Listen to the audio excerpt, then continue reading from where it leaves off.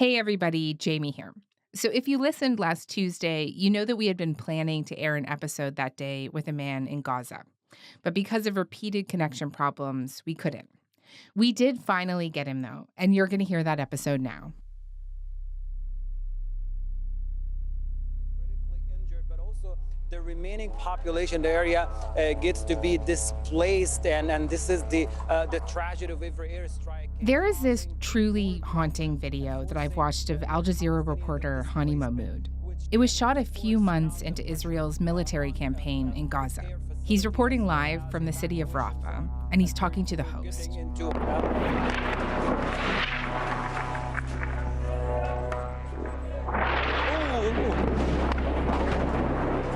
Yes, oh my God. An airstrike happens just a few buildings behind where he's standing. Oh my God! Are you guys hearing that? Yes, we are. We are hearing that, Hani. Are you okay? Are you in a safe place to continue to talk to us? Wait. No, down. Okay. Oh my God. No. This is really bad. This is bad. He keeps reporting. Hani, are you okay to talk to us right now? Because if not, we can come back to you a little bit later. The important thing is that you stay safe. You and your team there stay safe. Okay. Are you guys seeing? Yes, as you see, this is a huge, dark cloud of smoke. This is what we were expecting for 5 days. This is more or less what Hani has been doing for the past year. Even as he's had to flee again and again across Gaza with his young family, even as he's lined up for hours to get food and water for his children. 1 year into Israel's military campaign in Gaza, more than 42,000 people have been killed, according to local health authorities.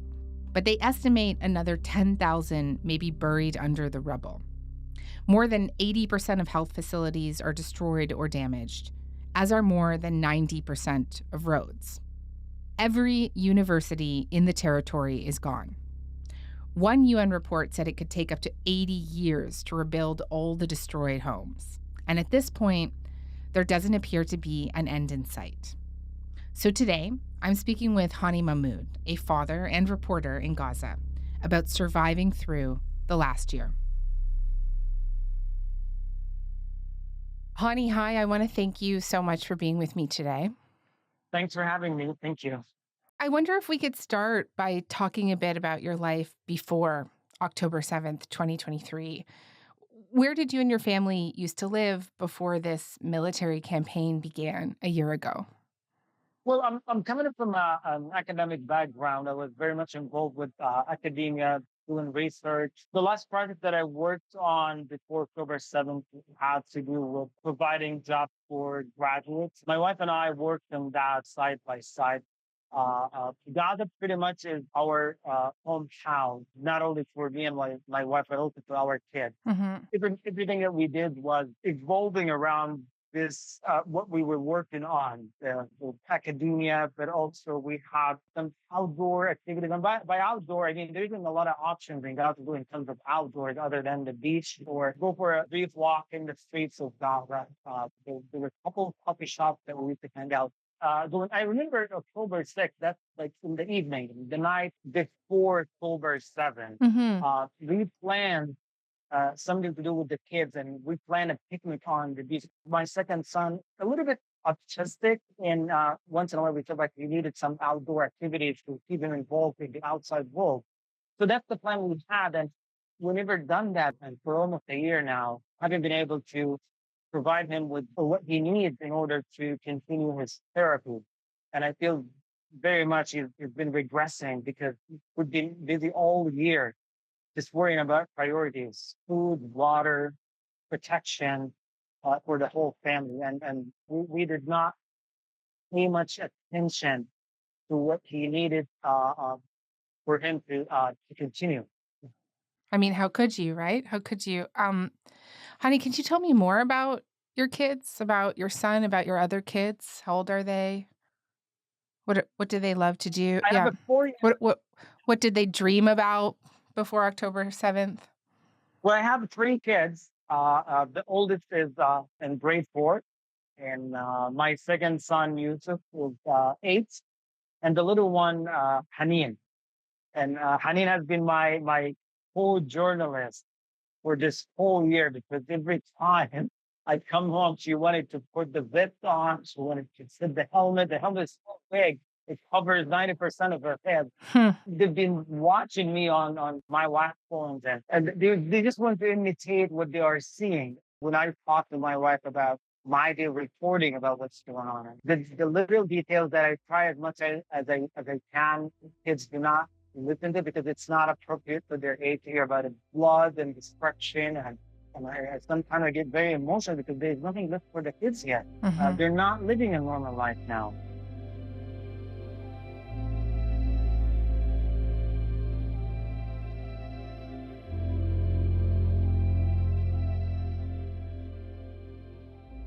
Hani says he tries to change the subject every time the war comes up at home. He doesn't want his kids to hear about it all the time. He wants them to focus on school and their future, but that's been pretty much impossible. Their family has been displaced 5 times. They had to go from the northern part of Gaza City to the southern part of the city, then later to the Nusayrat refugee camp, which is in the middle of the strip, and at a later point to Khan Yunis too.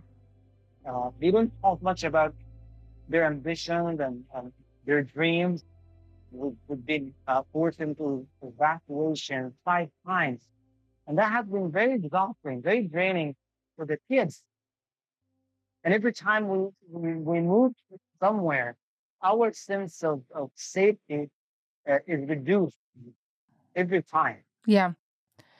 Would you tell me more about, when and why you had to evacuate those? I think you just said 5 times, right? Can you tell me more about that?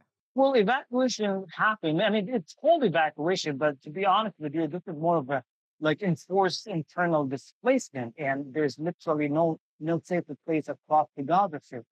We evacuated all the way from Gaza City to the southern part of Gaza City for about a week, and then we were forced into the central area in Nusayrat refugee camp, and then one more time to Khan Yunis city, and then Rafah, and then back to the central area to Deir al-Balad city. And every time we are forced into this internal displacement because of the intense bombing campaign across Gaza. Most of Gaza's 2.1 million residents have gone through the kind of internal displacement that Hani's talking about there.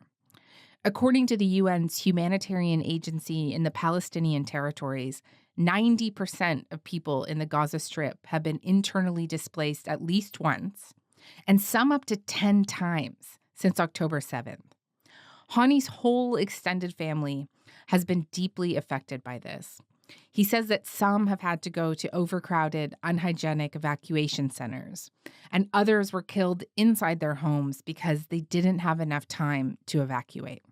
Sorry to say this, but it's nothing shorter than an ethnic cleansing because what is going on is literally those who do not have the ability to leave these areas, including relatives of mine, were killed in these neighborhoods because simply they did not have a place to go to. Do you mind if I ask you what happened to some of your relatives who died? Well, they were simply like every other Palestinian. They were killed inside their homes, either while they were sleeping or simply because they made a decision of not leaving because they did not know where to go.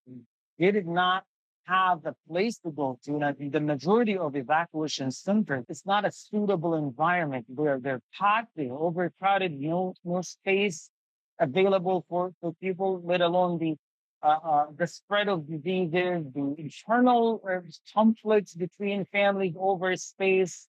So for a lot of them, the decision to go there was suicidal. So they prefer to stay where they grew up, where they stayed the whole of their life. Other family members simply were not given enough time to evacuate because some of these evacuation orders are called enforced displacement orders. Within minutes of these orders, intense bombing campaign, target bombing campaign would start and giving people zero chance of leaving or staying alive. Tens of thousands of civilians are now heading south as the IDF promises to unleash, quote, great force onto areas north of Gaza City, a promise followed through upon just hours after evacuation orders were given. The Israeli army wants these Palestinians to head for a so-called humanitarian zone further south, though they've frequently bombed the area and conditions have been described as catastrophic by American diplomats. Honey, how many family members have you lost? 7. Oh, God. 7 family members. I'm so sorry. But because we lived in one area, in one neighborhood, we were very close to each other. Yeah. And I kind of miss that, our weekly gathering. Families here are connected to each other. Mm-hmm.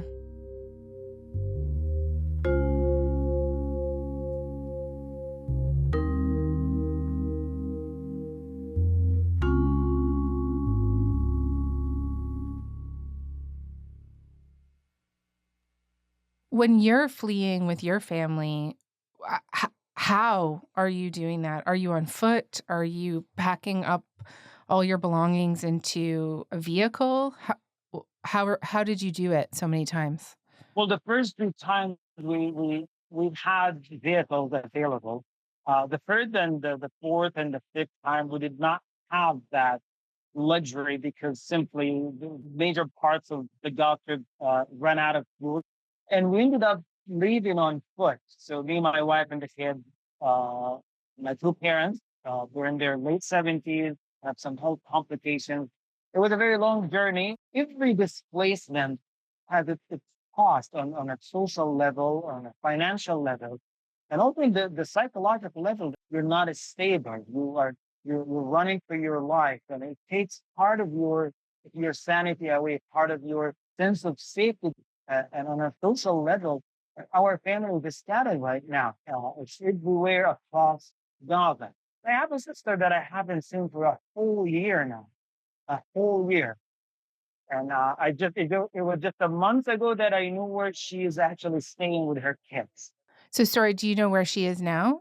I know where she is right now, but for a whole year, I mean that's the disintegration that was inflicted on families at the social level. Families are scattered now. Yeah. They're not as they used to be before October 7th. It would begin in central Gaza, where an Israeli airstrike on the grounds of Al-Aqsa Hospital has killed at least 4 Palestinians and injured dozens.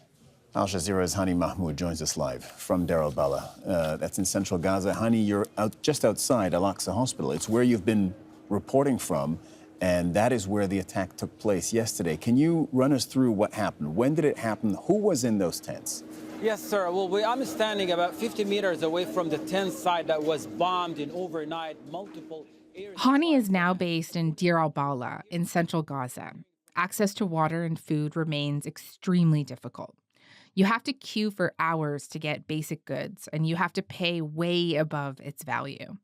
Recent data from Gaza-based aid organizations show that people in Gaza have gone from having an average of 2 meals a day to just 1 meal every other day. The United Nations World Food Programme says escalating violence in northern Gaza is having a disastrous impact on food security, with no food aid entering since the 1st of October.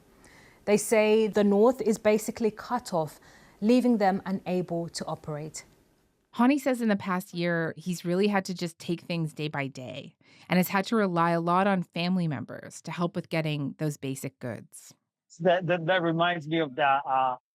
Every evening, I try to go to bed not thinking much about the next morning because that's a new struggle for the next day. The struggle with water and food, queuing for a long time to get water, get food in front of a shop, whatever is left. It's a daily struggle, and it takes much of my time on daily basis right now. And because of my work as a correspondent, sometimes I rely on a relative or one of my younger siblings just to do that. I could live with all of this,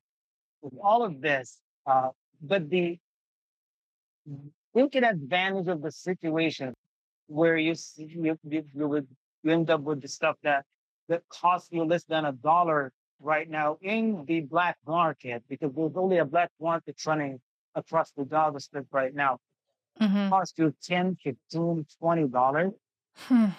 If you assume I'm able to pay that, there are thousands of families who aren't able to buy these necessities, buy these essentials, and go back to their kids and in their tents or wherever they are sheltering. There's like a multi-layer of misery going on. For a whole year, people are not, they don't have, they're off their jobs. There are no payroll, what's going on. They don't get paid because there are no jobs. So there's a multifaceted crisis, that's catastrophic right now.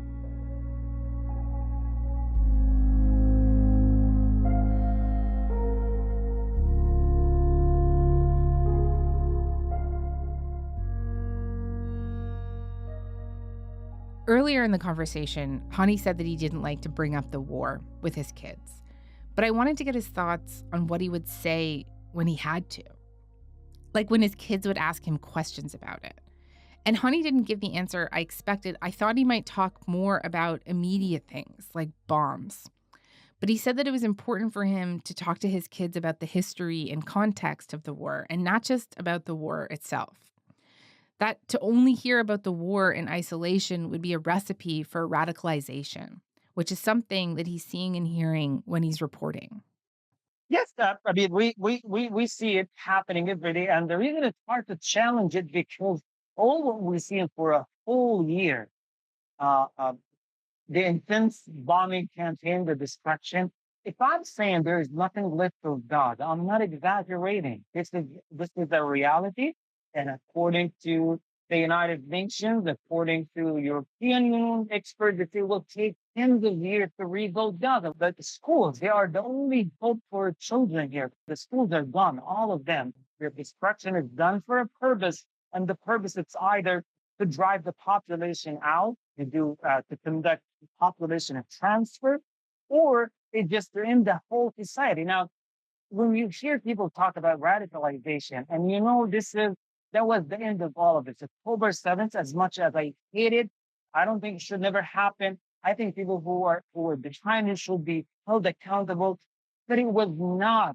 It did not start on October 7th. Before October 7th, there were 16 years of blockade that got us to that point. So October 7th was the pinnacle of years of military occupation, of 16 years of suffocating blockade, basic stuff that we're not allowed into Gaza.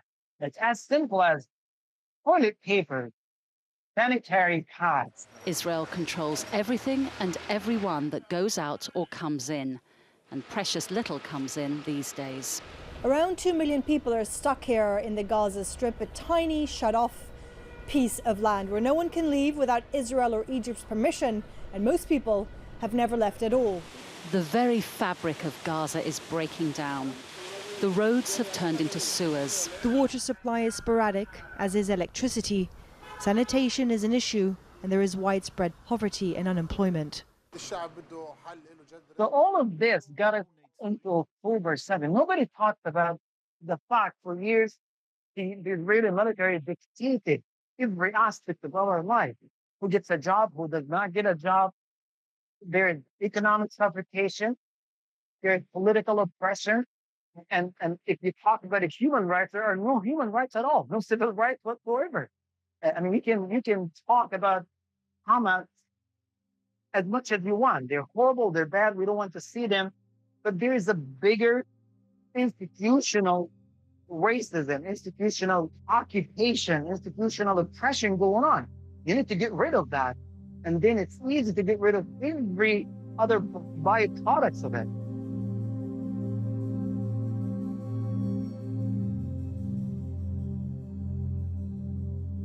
I've seen you standing in front of tent camps, reporting on people who are being forced to flee yet again, reporting on people lining up for hours to get food and water, people desperately trying to protect their children from the bombs, just like you and your wife and your family are.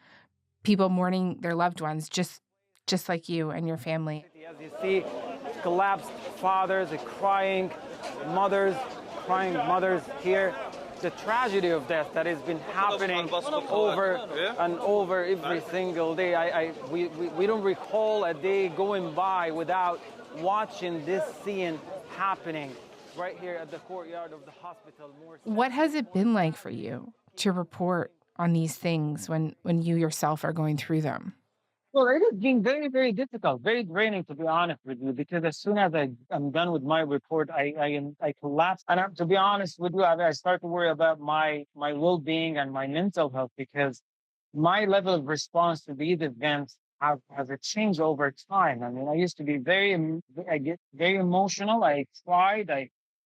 I supported families. I sympathized with them. And right now, I think there's something going on wrong in the way I respond to these things. I try to come up with a logical explanation. Why am I not responding in the same way? Because I've seen much of it. I'm getting used to the terrible scene on a daily basis, and I kind of feel bad about doing this, but I'm trying to get out of that area. There's so much sadness, so much tragedy going on. Mm-hmm.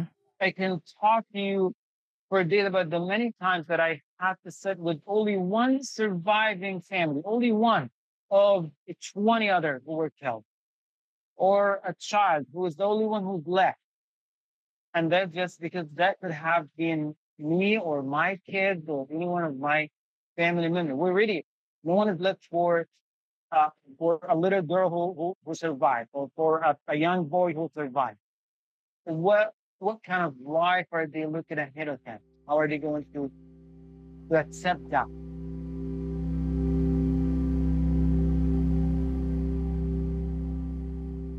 Hani has reported on many tragedies this year, but there's one that's really stuck with him. And that was his experience reporting on the mass graves found at the Nasser Medical Complex in Khan Yunis. This is the site of a massive grave that was created by the Israeli military as it stormed Nasser hospital within the past. Authorities in Gaza said at the time that they found nearly 400 bodies, including some still wearing surgical gowns. There were reports of bodies found with gunshot wounds to their heads.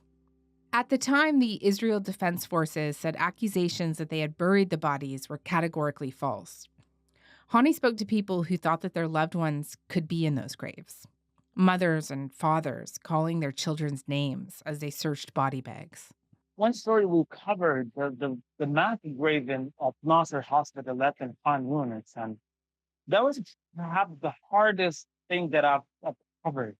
I mean, I've seen people coming into the hospital in pieces or in plastic bags, but what I've seen at Nasser Hospital, the massive grave, and they were handcuffed, and you could clearly see the bullet that was used to execute them right in the back of their skull or the back of their back. And sometimes now, like if I'm by myself, I go back, like it's more of a flash. I swear I could smell death up till now. And I get emotional about it because I remember that those mothers and fathers were going through bags, searching, calling their children by their name or their relative, whoever they hope they would have survived this. There's one particular mother that I knew. She searched almost 15 bags of those body bags that were and they were covered from the massacre. And she could not find the body of her son until, I don't know, just happened in a blink of an eye. She recognized the body of her son from the clothes he was wearing. She said that she bought him that clothes. That was something that I remember cutting off the report because I could not really continue. It was too much to handle. Very, very tragic and sad. Mm-hmm. Unimaginable. I just want to make sure I heard you right. You said just now that you think about getting out of reporting, right? Is that that's what you said? When the opportunity allows, I would definitely do that because it's time to be with my wife and the kids. Yeah. I am curious. Well, if you don't mind, if I could ask you, what has kept you going, though, right? As you've just said, you have reported on unimaginable pain and suffering, but also an unprecedented number of journalists have been killed in Gaza over the past year, more than 100, including some of your colleagues at Al Jazeera. Al Jazeera's correspondent Ismail Al-Ghul, we understand, has been killed along with his cameraman in Gaza. Since October 7th, at least 116 journalists have been killed and dozens more injured. 53 are in detention. The deadliest conflict for journalists since the Committee to Protect Journalists began records. Nearly all of them Palestinian. 2 were Israeli, killed in the Hamas attack on October 7th. International investigations have suggested that Israel deliberately targeted some of those journalists. And knowing those kind of dangers, what has kept you out there?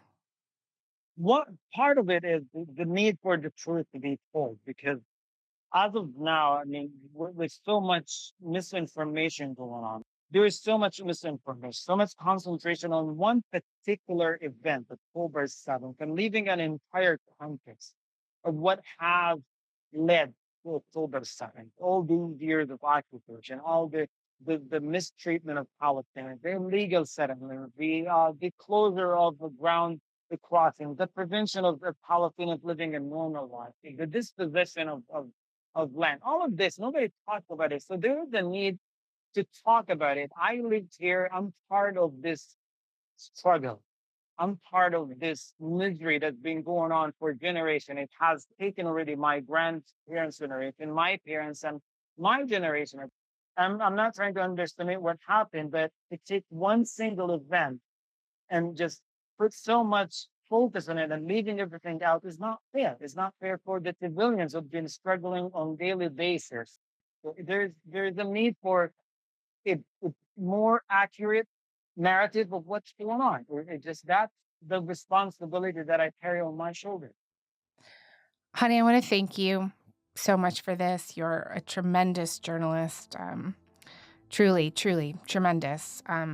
Also, having spoken to you today, an incredible father. And so I hope that your family stays safe. And thank you for your time. Thank you so much, Jamie.